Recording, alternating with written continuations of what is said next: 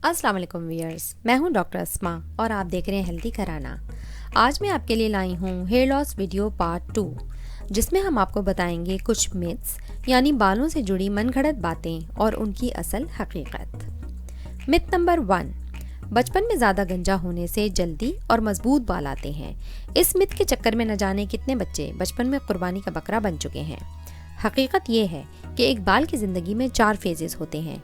इन 4 phases में से बाल किसी भी स्टेज पर हों, अगर उसे निकाल दिया जाए तो उसकी जगह नीचे रूट से नया बाल आना ही होता है। और नया बाल जाहिर है कि हर नई चीज़ की तरह अच्छा लगता है, लेकिन असल में बालों को शेव कर देने से उनकी प्रोडक्शन पर कोई फ़र्क नहीं पड़ता। मिथ नंबर 2, स्ट्रेस से बाल जल्दी ग्रे या वाइट हो जाते हैं।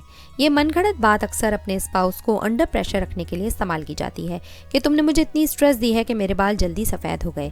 हालांकि रिसर्च से साबित हुआ है कि बाल जल्दी सफ़ेद होने में स्पाउस का स्ट्रेस देना बिल्कुल वजह नहीं बनता, बल्कि इसकी रीज़न हो सकती है आपकी फैमिली हिस्ट्री, यानी आपकी जीन्स में है कि यंग एज में आपके बाल सफ़ेद हो जाएंगे। इसके अलावा स्मोकिंग यानी सिगरेट नोशी, ओबेसिटी, मोटापा और लाइफ के स्ट्रेसफुल इवेंट्स यानी कोई भी ऐसा वाक़या या हादसा जो आपकी ज़िंदगी में बहुत बड़ा धचका कर दे। एक और मिथ है कि लोगों को खौफ होता है कि एक किस्म का हेयर लॉस दूसरे किस्म में बदल सकता है, यानी महज बालों का गिरना गंजपन बन सकता है। और इसका जवाब है यूजुअली नहीं। बाल गिरने की मुख्तलिफ मेडिकल वजूहात होती हैं जो अलग अलग तरीक़ों से बाल गायब कर सकती हैं। इनका जिक्र मैंने अपनी हेयर लॉस वीडियो पार्ट 1 में किया है। जब तक 2 अलग अलग रीज़न्स मौजूद ना हो, एक किस्म का हेयर लॉस दूसरे किस्म के हेयर लॉस में खुद ब खुद नहीं बदल सकता। इसके बाद एक मिथ है जिसमें यूजुअली लोग बिलीव करते हैं कि जो 40 प्लस में बाल गिरते हैं या गंजपन हो जाता है, ये रिच, स्टैब्लिश्ड या अमीर मर्दों की निशानी होती है।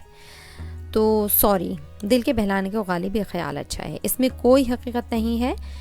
बालों के गिरने या गंजपन का अमीरी, गरीबी या उम्र से कोई ताल्लुक़ नहीं है। इनकी अपनी रीज़न्स होती हैं। जब तक इन्हें ठीक ना किया जाए तो बालों के लॉस पे काबू पाना मुश्किल है। कुछ लोग इस मनगढ़ंत बात को सही समझते हैं कि जितना सर वॉश करेंगे उतने ज़्यादा बाल गिरेंगे, यानी कम सर धोएं तो कम बाल उतरेंगे। हालांकि हकीकत ये है कि आप जितना कम सर धोएंगे, नेक्स्ट टाइम आपके बाल उससे ज़्यादा गिरेंगे, क्योंकि बालों के धोने या ना धोने से गिरने की रफ्तार पर कोई फ़र्क नहीं पड़ता। बाल अपनी लाइफ साइकिल पूरी करने के बाद मुर्दा हो जाते हैं और ये डेड बाल आपके हेल्दी बालों में जमा होते रहते हैं और एक जाल बना लेते हैं। उसके बाद इसमें जो हमारे सर के नेचुरल ऑयल्स हैं, सीबम जो कहलाते हैं, वो जमा होना शुरू हो जाते हैं और हमारी स्कैल्प को कवर कर लेते हैं। इस तरह हमारे जो हेल्दी हेयर फॉलिकल हैं वो कवर हो जाते हैं और फॉलिकल्स ब्लॉक हो जाते हैं, उन तक सही ऑक्सीजन और न्यूट्रिशन नहीं पहुंच सकती। तो इस तरह हेल्दी हेयर फॉलिकल भी बीमार हो जाते हैं और हेल्दी बाल भी गिरने का अंदेशा होता है। बालों के यूजुअली धोने का एवरेज एक हफ्ते में 2 से 3 बार होना चाहिए। इससे ज़्यादा अगर आप नहाएंगे तो जो सर के नेचुरल ऑयल्स हैं वो ख़त्म होने लगते हैं और स्कैल्प ड्राई हो जाती है। और अगर इसे कम नहाएंगे तो यही ऑयल हेल्दी फॉलिकल्स को जमा होकर तबाह कर सकते हैं। उसके बाद आपने अक्सर लोगों को ये कहते सुना होगा कि इसी रफ्तार से अगर मेरे बाल गिरते रहे तो मैं गंजा या गंजी हो जाऊंगी।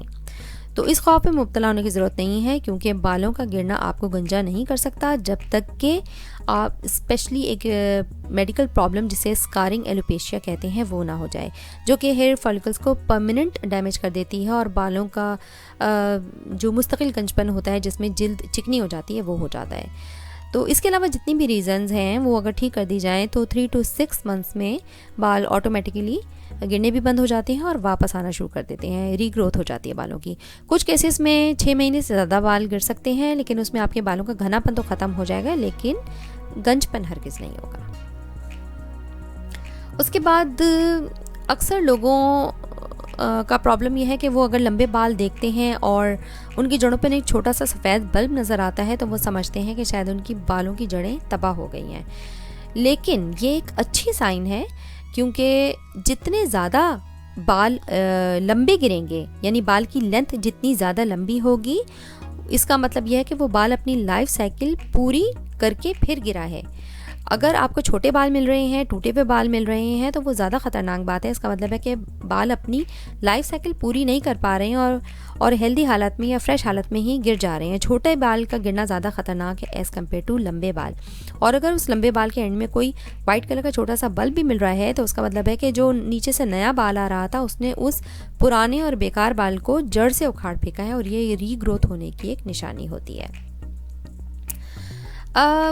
अक्सर ख़ानदानों में ये बात कही जाती है कि मर्दों में जो गंजपन होता है या बॉल्डनेस वो ननियाल की तरफ से होता है। तो ये बात बिल्कुल गलत है, क्योंकि ये जो गंजपन की प्रॉब्लम है ये दोनों तरफ से आ सकती है। माँ और बाप दोनों की जीन्स की तरफ से आ सकती है। तो ये सिर्फ ननियाल की प्रॉब्लम नहीं है, ददियाल की तरफ से भी प्रॉब्लम हो सकती है। उसके बाद एक मिथ मशहूर है कि यूजुअली लोग कहते हैं कि मेरी फैमिली में तो कोई गंजा नहीं है, या मेरी करीबी फैमिली में तो कोई ऐसा नहीं है जिसको गंजपन हो, तो मुझे भी प्रॉब्लम नहीं हो सकती है। लेकिन अगर आपके किसी दूर के रिलेटिव में भी कोई गंजपन मौजूद है, यानी सेकंड थर्ड कज़न में भी है, या फैमिली के में किसी दूर पर इंसान को भी है, तो उसका मतलब है कि आपकी फैमिली में उसकी जीन्स मौजूद हैं, और ये प्रॉब्लम दूर के किसी रिश्तेदार के थ्रू भी आ सकती है। यानी कि आपके अब जो ग्रैंड एंसेस्टर्स होते हैं उनके थ्रू भी आपको ये ट्रैवल कर सकती है। कई बीच में कई गैप्स आने, जनरेशन की गैप्स आने के बाद आप में मुंतकिल हो सकती है। और उसके बाद सबसे आखिर में एक मिथ बड़ी मशहूर है कि जब भी बाल गिरते हैं तो लोग समझते हैं कि हार्मोन्स ही इसका इलाज है, और जब तक आप हार्मोन्स नहीं लेंगे, जब तक आपके बाल वापस नहीं आएंगे।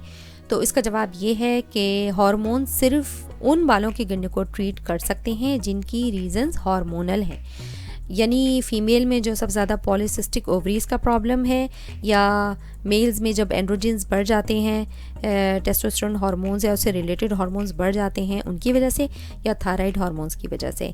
तो सिर्फ इन्हीं कॉजेज़ में, जो कि लाजिमी बात है कि डॉक्टर ही आपको टेस्ट करके बता सकते हैं और डॉक्टर ही प्रिस्क्राइब कर सकते हैं, तो सिर्फ इन केसेस में हार्मोन्स काम करेंगे। वरना जो डिफरेंट रीजंस हैं, तो हर ट्रीटमेंट में आपको हार्मोन देने की ज़रूरत नहीं होती। अगर ये सारी चीज़ें आपको तफसील में देखनी है तो आप मेरी हेयर लॉस वीडियो पार्ट 1 ज़रूर देखिएगा। चलें, आज के लिए इतना ही काफ़ी है। अल्लाह हाफ़िज़।